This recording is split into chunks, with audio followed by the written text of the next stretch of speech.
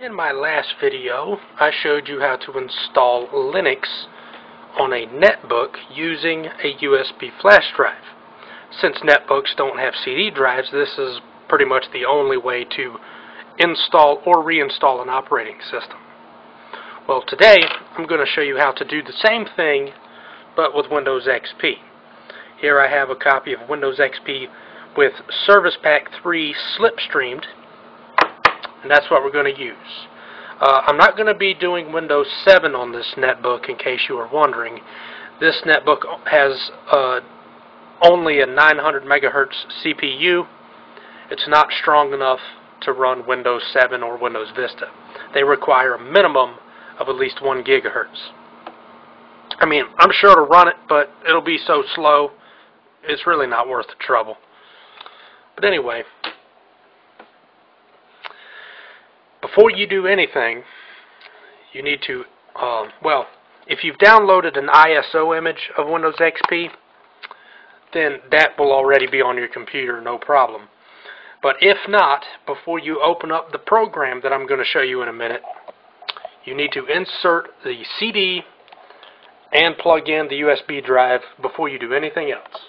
So that's step one, assuming you already have Windows.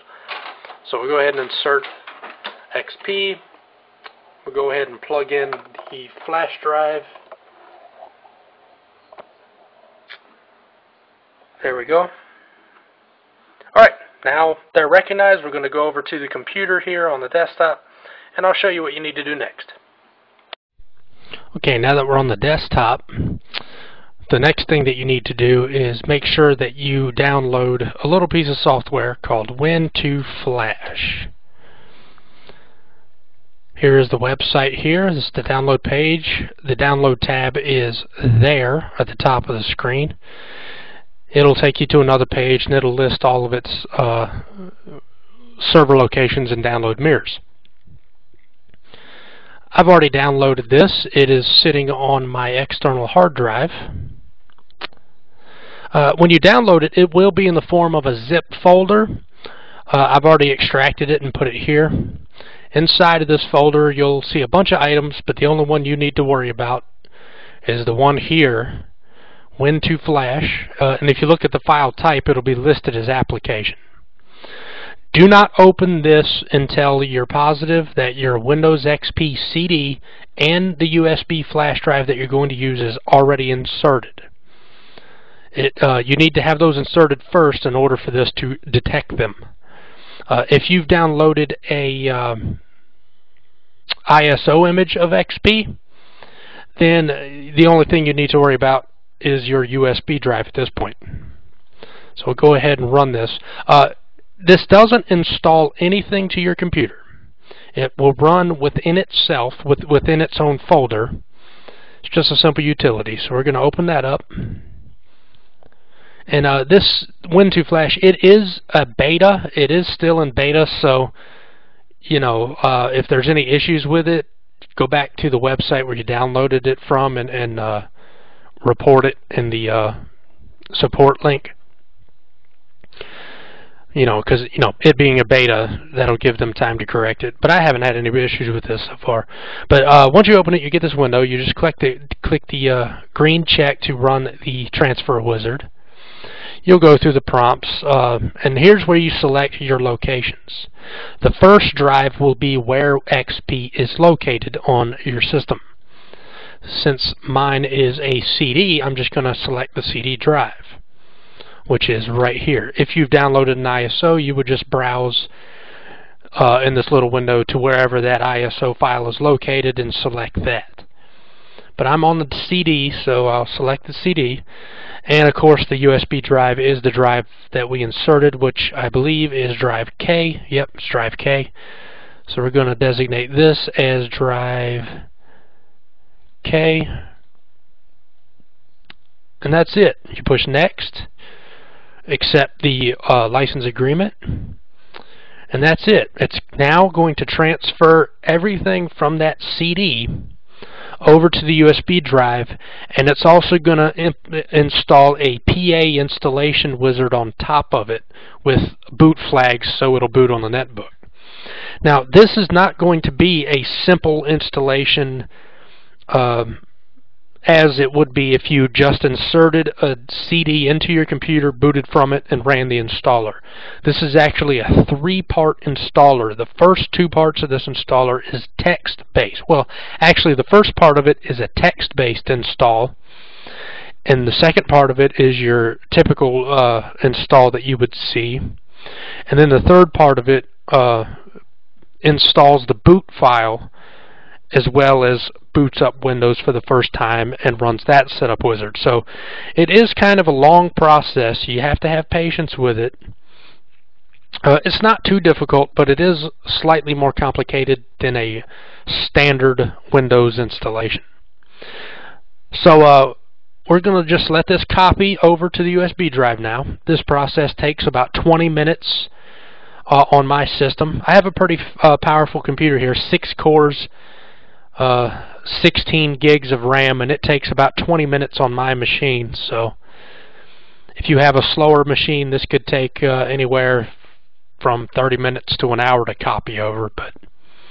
So I'm going to go ahead and pause the video now, and I will resume when it's finished.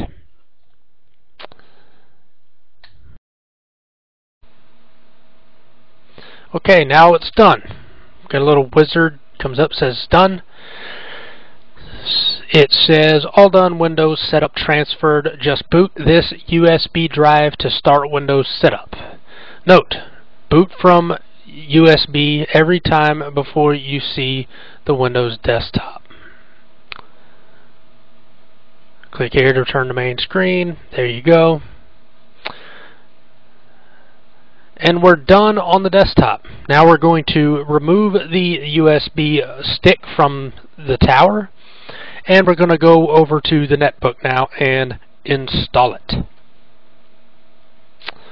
So that's what we'll do next. Okay, now we're ready to start the installation.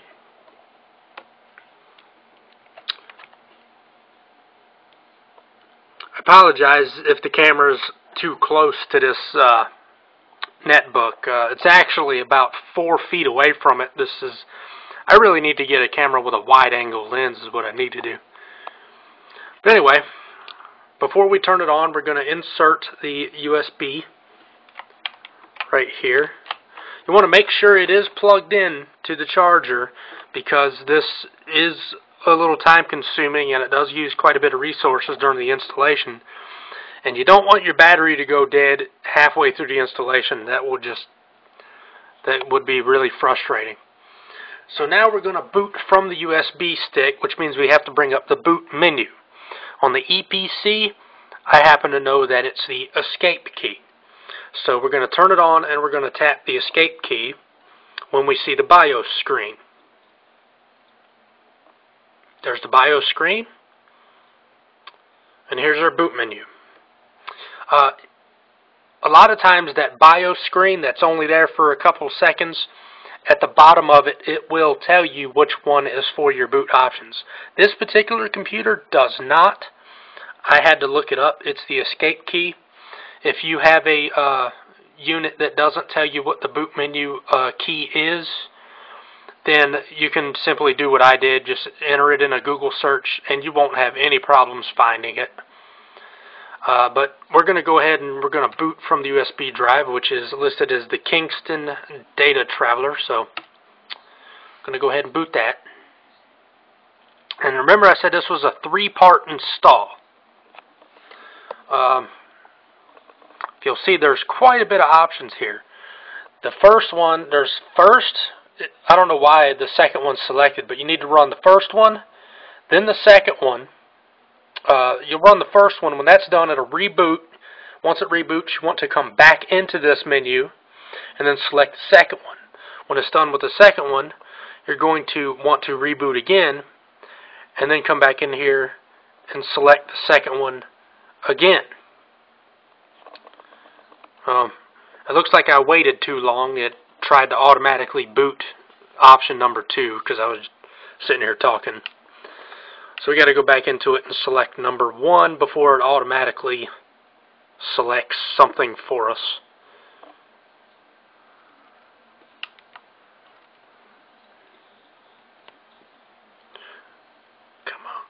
No. So let's try that again, huh? Okay. So we're going to go ahead and select number 1. I don't know why it's selected to number 2 when it boots up, but you want to start with first. I mean, it's, it says first right there. That should be a good clue. So we're going to run that.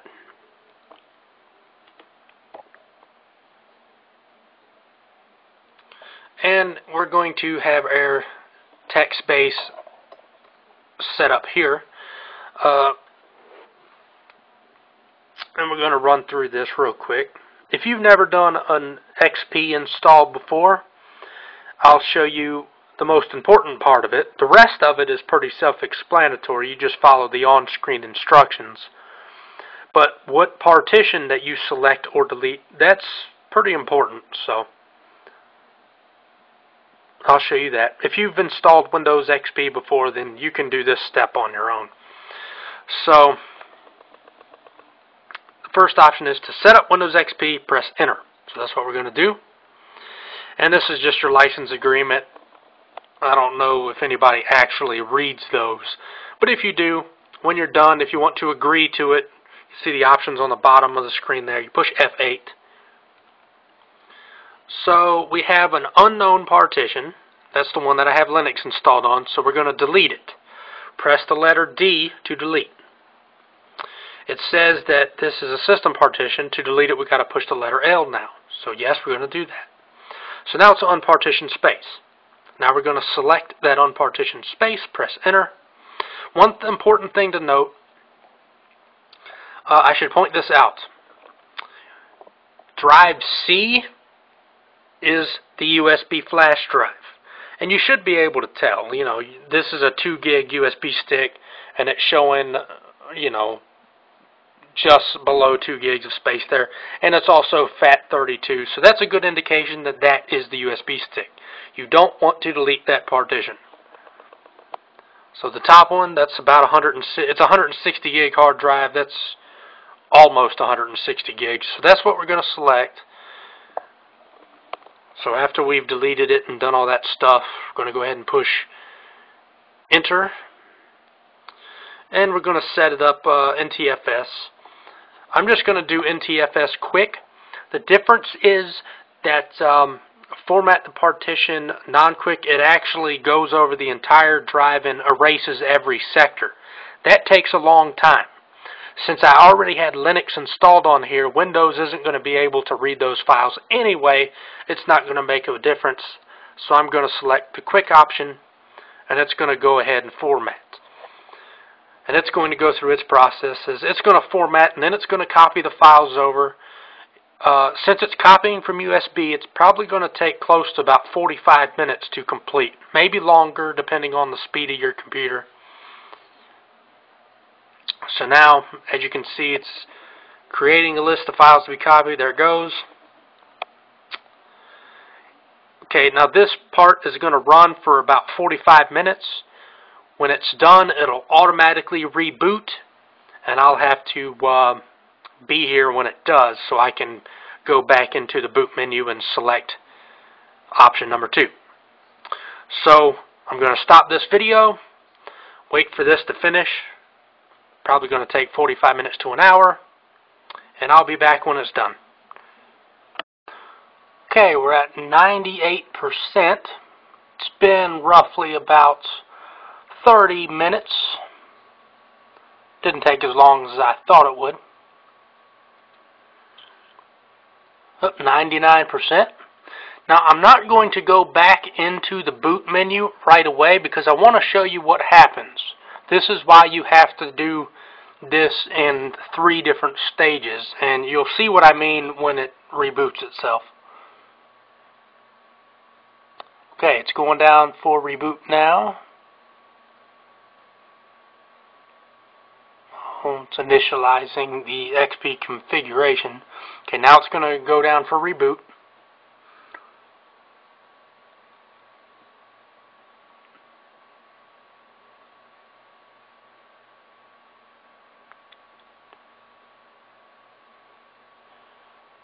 Okay. Now we're rebooting. And this is the error you get. Typically, if you were installing this from a CD on an ordinary computer, it would reboot and automatically go into the graphical installation. Here it does not. You get this error saying root system32 hal.dll is missing. That's because since you're doing it from a USB drive, it can't install all of those files at one time, so it has to do it in stages. So when it's done installing, if you walk away from your computer and leave it unattended and then come back to it and you see this error, don't panic. Perfectly normal. What you do from here is you'll shut it off completely, and you go back into your boot menu, and then you're going to select the second option where you had, when we went into it before, we selected the first option, and this time we're going to select the second. See, the first one was the text mode set up, and since that was done, it restarted, gave us that little error because the other file wasn't in place. And now we're going to do the second. Now, if you notice right under there, there's a debug option in case of HAL DLL missing. So since we got that error, the first time it's normal, but if you go through this second stage and do it, then you're going to have to run that debugger. But since I was sitting here talking, it automatically selected number 2 because that's what was highlighted. So we're going into option number 2 now. And this is the installation process you're probably well familiar with. And this is the graphical installation. This is pretty self-explanatory. It's going to go through the installation, going to install Windows, it's going to ask me to create my username, set up a password if I want one. The basic stuff. This part is self-explanatory. From here, just read the on-screen instructions and you get it done. Now this is going to take, it looks like about roughly about 40 minutes, 39 minutes, 40 minutes.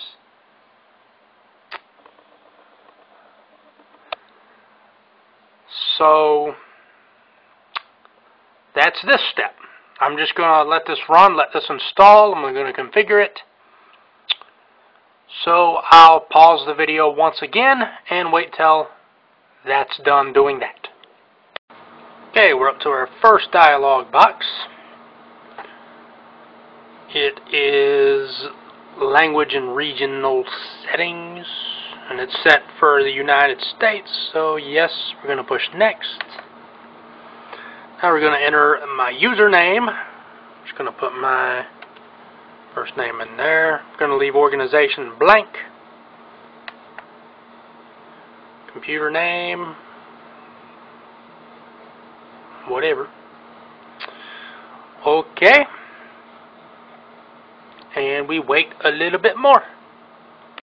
Okay, it's automatically rebooting again. We're going to get that same error.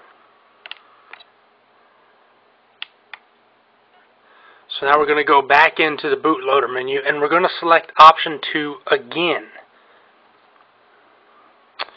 Going to have to select option 2 twice. So now we're going to select option 2 again. And then we should come back up to the setup prompt where I enter my personal information and create a user, name or account.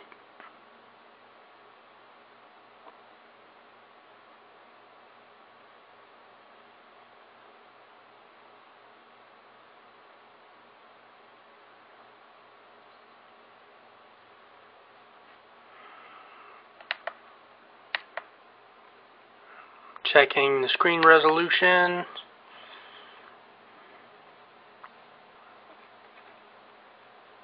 Yep, and here we go.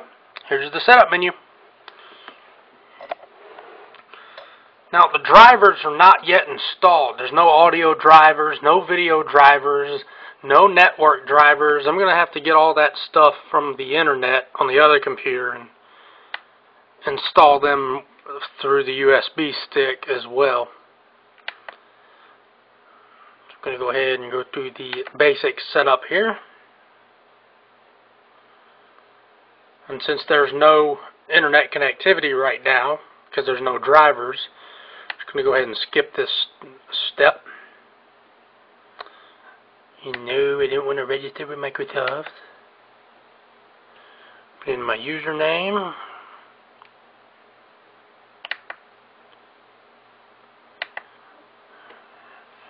And that's it.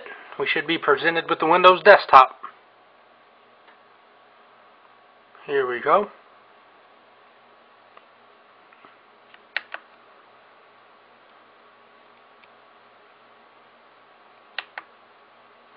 And we're at the desktop now, but we're getting this little dialog warning. It says, files that are required for Windows to run properly have been replaced by unrecognized versions. To maintain system stability, Windows must restore the original version of these files. Insert your Windows XP Professional Service Pack 3 now. Actually, you can ignore that. Since it did a two-stage installation, well, three-stage actually, we'll just cancel this. We'll keep the unrecognized file versions. One of the reasons why that's coming up is if we go into My Computer, you'll see that the local disk, the disk that has Windows installed on it, is listed as drive D, and the USB drive is listed as drive C. I'm not sure why that happens, but for some reason it does, and that's why you get that warning when you first boot up. But it's not a problem. I've used it that way before, and it's fine. It doesn't create any issues at all. So now we should be able to reboot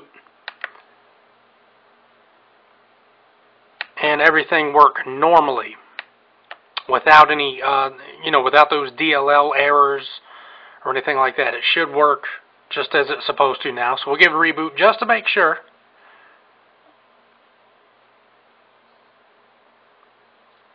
I want to be positive before we move on to driver installations. Yep, it looks like she's going to boot just fine.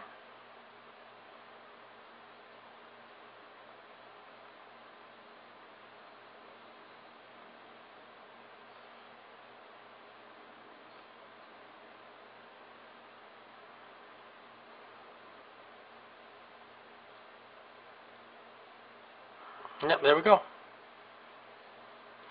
We have successfully installed Windows XP. We can now remove the USB stick, and we're done with that. But we don't have any audio. The video graphics driver is not installed. We don't have drivers for the chipset or the wireless Ethernet. The Ethernet or the wireless. And I'll show you. Go to the device manager. See, we got quite a few drivers missing.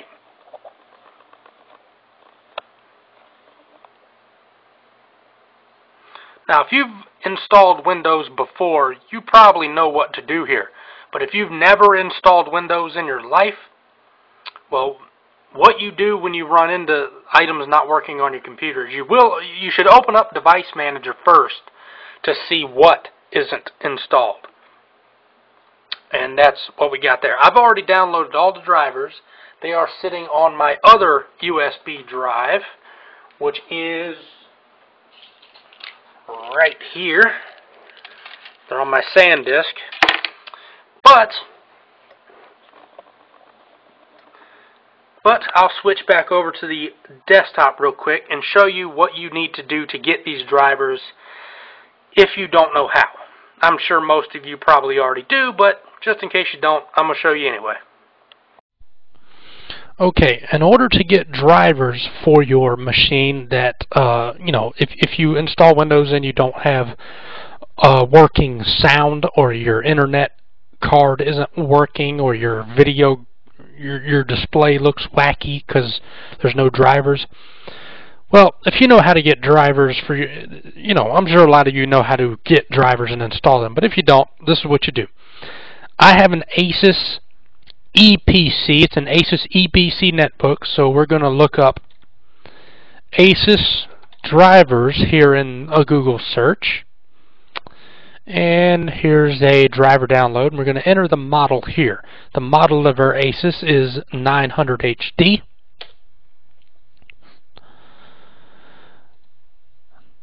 Gonna select that, and here we have two choices. We have the Linux model or the Windows XP model. Well, I had Linux on it before, so I don't need any of those drivers.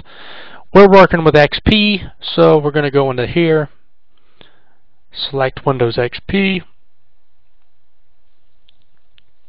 and here you go. Here's all your downloadable drivers. You have your BIOS updates, which you shouldn't need to download any BIOS updates unless you're having issues. There is one update here, though, for the BIOS that I am tempted to install. It improves thermal protection, so I might install that one anyway. But you'll need the chipset driver. This is for my machine. What's missing from yours might be different. But in my case, I'd install the chipset driver, the ATK driver, which is all the functions for the the blue function keys that are on the netbook keyboard. That's what this is for. Audio driver, download this. Download the internet network driver here. The touchpad driver. This netbook has a multi-touch touchpad just like on a Mac. The finger swiping, the pinch to zoom, all of that stuff is available on this netbook. And as far as I know, this is the only Windows machine that offers that at this point in time. I may be wrong about that, but I don't know of any others if there are any. Utilities we don't need. We just need drivers. So we got touchpad and wireless. Those are the drivers we need. So that's 1, 2, 3, 4, 5, 6, and 7, and 8. That's 8 different drivers that we need to download and install. I've already got them downloaded. They're saved to my USB flash drive. So I'm going to go ahead and switch back over to the netbook and get those installed. Then when it comes back up, I'll change the default theme of XP and the sound theme as well. Make it a little bit more modernized. Make it look a little pretty. Yep, we're going to restart. When we come back up, all of our hardware should be working and ready to go. I'm not going to forget to unplug my USB this time. There we go. Unplug it so we don't get that boot error.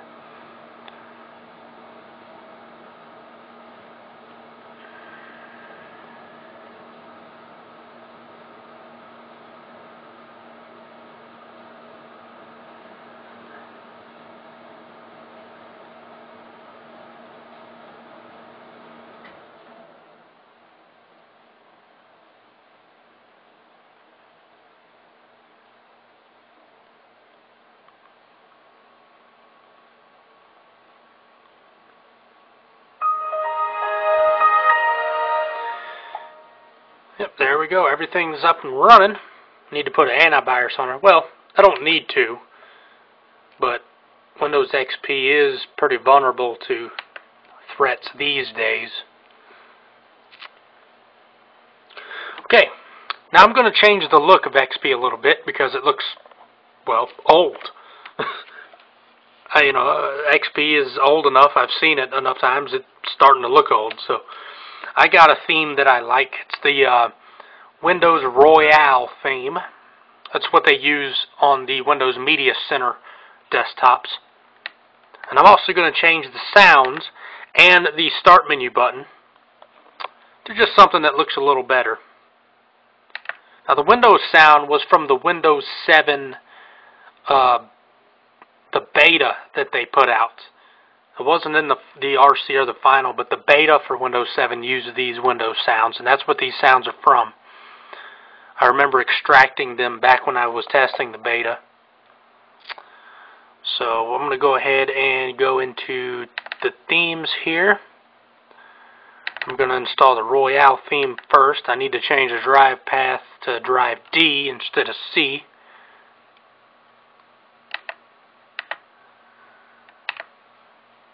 Okay, I'm coming here and change it to the Royale. It's not much different, but it's a little bit more polished. It looks a little bit more modern. Yeah, there you go. I don't know if you can see it in the handheld here, but you know, it makes the taskbar and start button a little curved. Put some lighter blue over here, and it makes it a little shinier. It just cleans it up a little bit, makes it a lot more modern. So now we're going to go ahead and put my Windows 7 beta sounds in here. I'm going to click my packager for that. It's pretty it's automatic. Double click is good enough. They're in there now. And now when the little, see, the sounds are different now. And I'm also going to change the start menu button, make that a little bit more pleasing. Means you gotta drag this into my local drive.